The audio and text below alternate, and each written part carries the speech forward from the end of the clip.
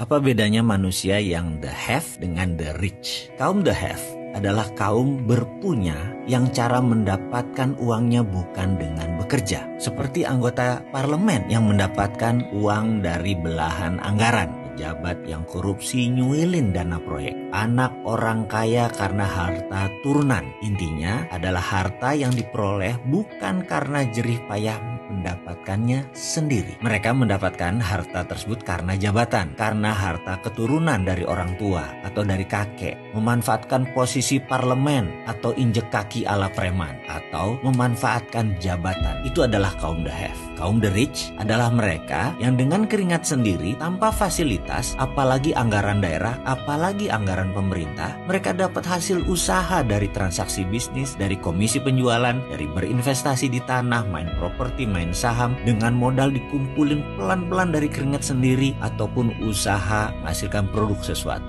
menghasilkan barang produksi yang menguntungkan. Coba sekarang kita lihat diri kita pada saat ini. Coba kita audit diri kita. Misalnya, rumah yang kita tinggali, kendaraan yang kita pakai. Adakah kontribusi orang tua kita? Adakah dikarenakan sewaktu menjabat kita menerima sesuatu dalam tanda petik? Atau anggaran perusahaan, anggaran pemerintah, anggaran proyek yang kita mainkan sehingga sebagian dibelah-belah masuk ke kantong sendiri atau masuk ke kelompok kita? Atau kita dapat dari komisi penjualan, dari hasil usaha, dari keringat sebagai karyawan, dari menabung, dari berinvestasi, atau dari membuka usaha sendiri. Saya yakin setelah kita mengaudit singkat, kita sudah bisa menentukan kita masuk kaum the have atau kaum the rich. Kita tidak perlu bahas berapa digit harta kita. Itu tidak diperlukan. Kita hanya ingin memastikan bahwa jika dengan jujur kita menghitung harta kita bisa tahu di mana posisi kita. Apakah sekali lagi kita the have atau the rich? Kalau kita the have, cepet-cepet deh pindah ke golongan the rich. Karena setahu pengalaman saya pribadi, seberapapun besar aset Anda saat ini, kalau Anda didapatkannya dari the have,